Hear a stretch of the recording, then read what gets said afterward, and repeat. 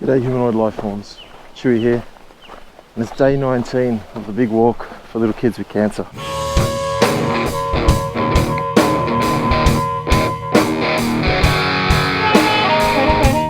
Today's topic is a little bit more of a serious one. Firstly, I'd like to give a big shout out to my mate Mullos. Moved down to Victoria. I hope you're doing well down there, mate.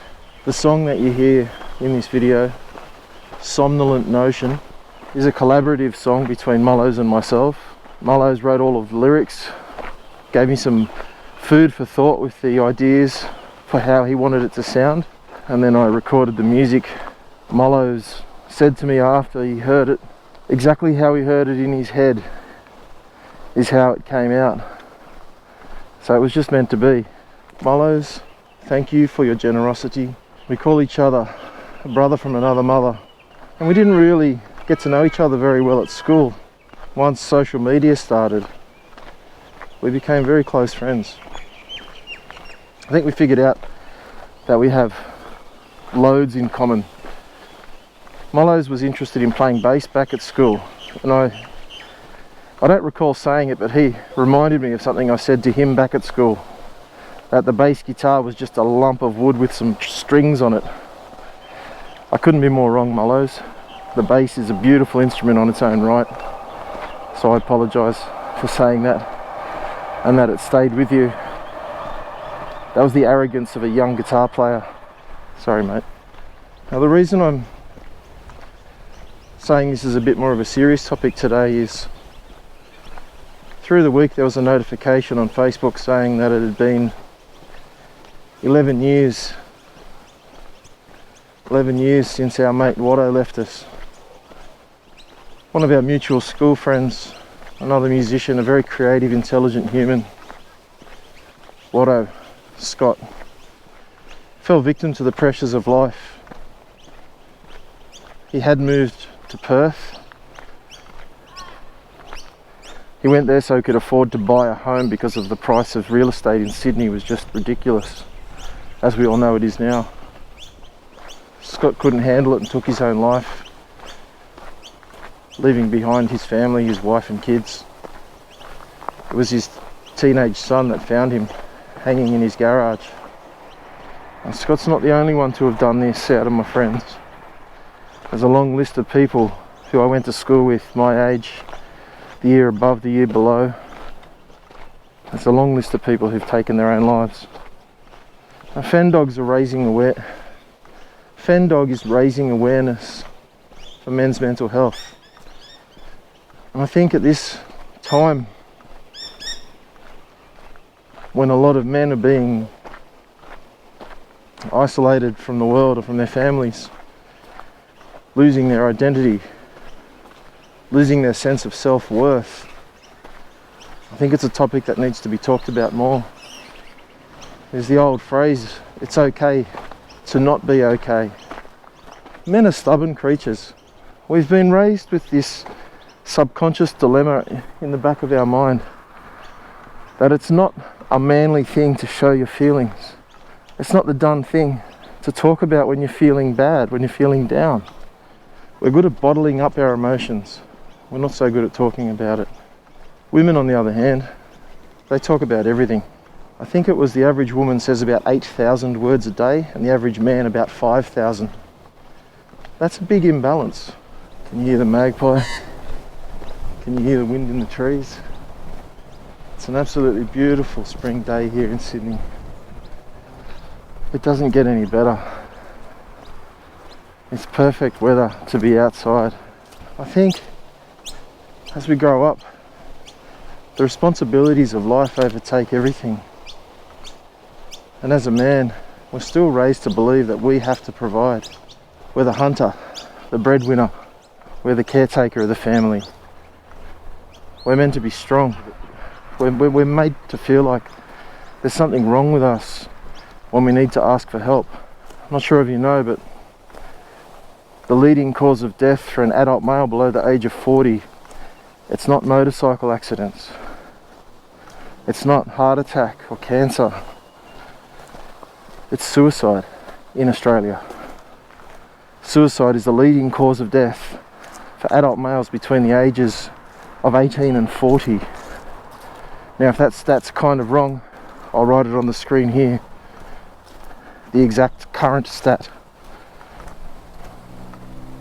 That's a dire number.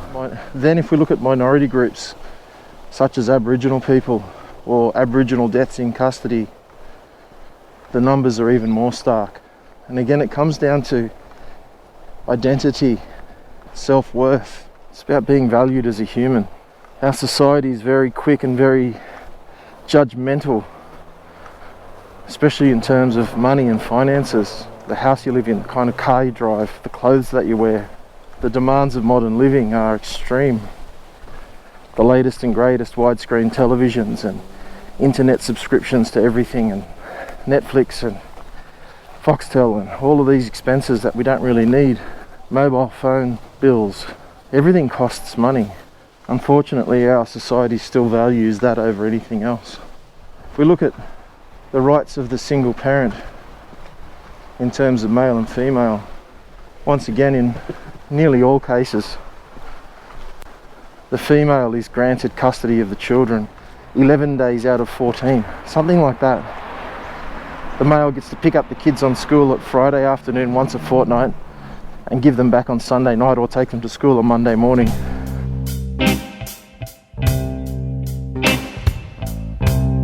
Sleeping with the moon in my eyes, 7 dreams of pale and broken skies.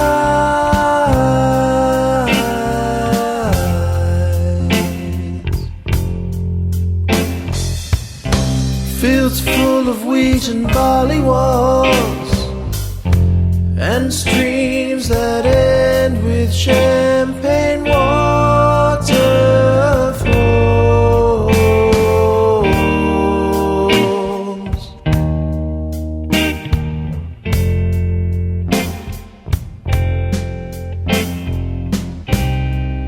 Searching for the inside, find the heart where I will hide.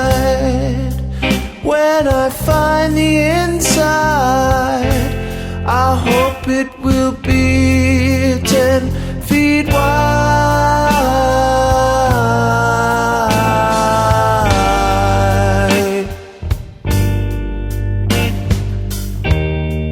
Gaze at myself for days, gaze at myself for days, to find out what I see.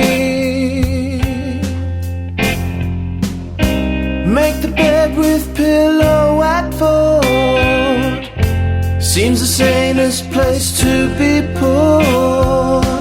Wonder how in God's name I can tell when heaven opens up and swallows hell.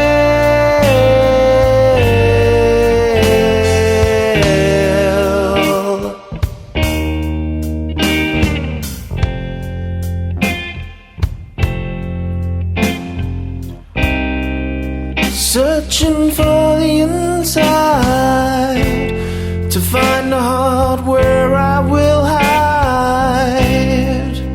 When I find the inside, I hope it will be 10 feet wide.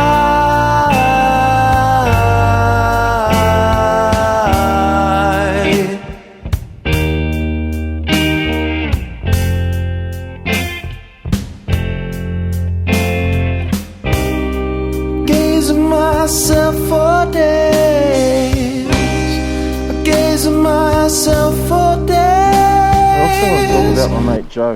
Joe was raised in a pretty strict Croatian household. Joe could do anything.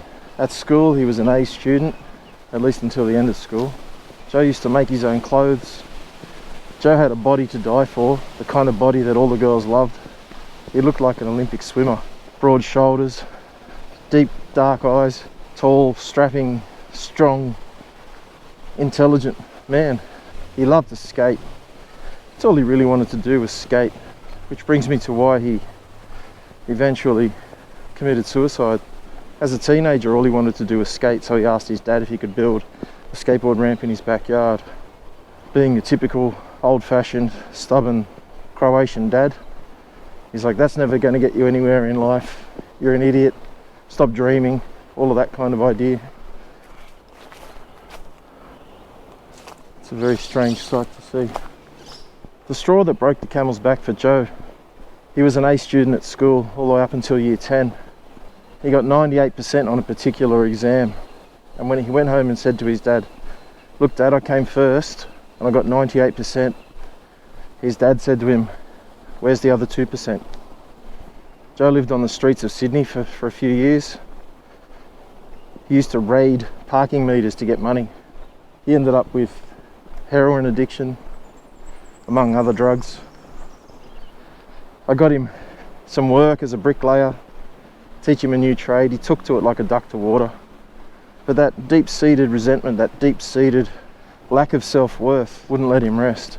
And Joe jumped off a bridge with a rope around. Joe jumped off a bridge with a rope around his neck.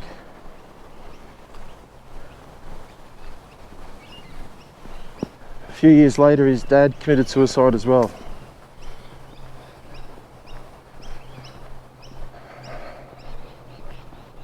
I've got some advice.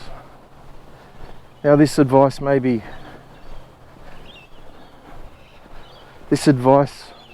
useless, because who am I to give advice to people?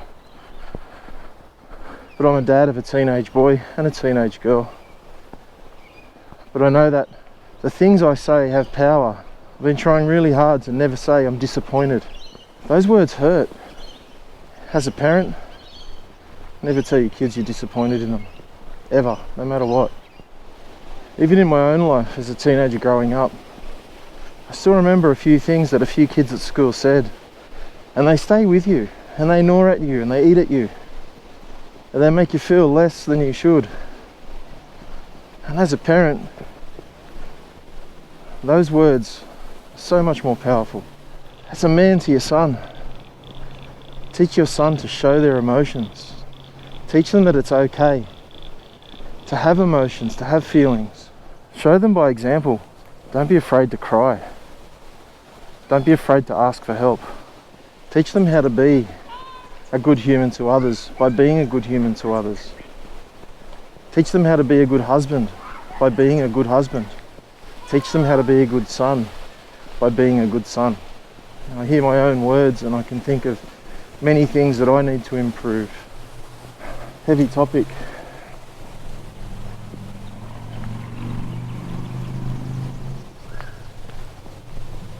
To anyone who needs help, find it. Find someone that you can trust, someone that you can confide in, and talk to them.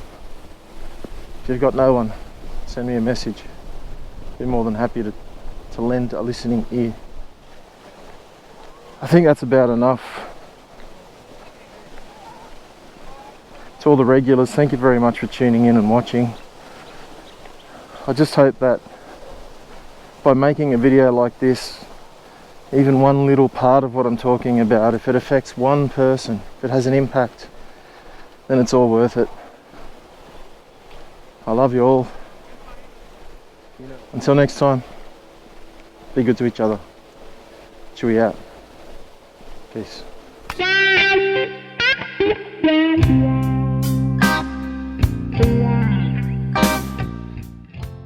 One last thing.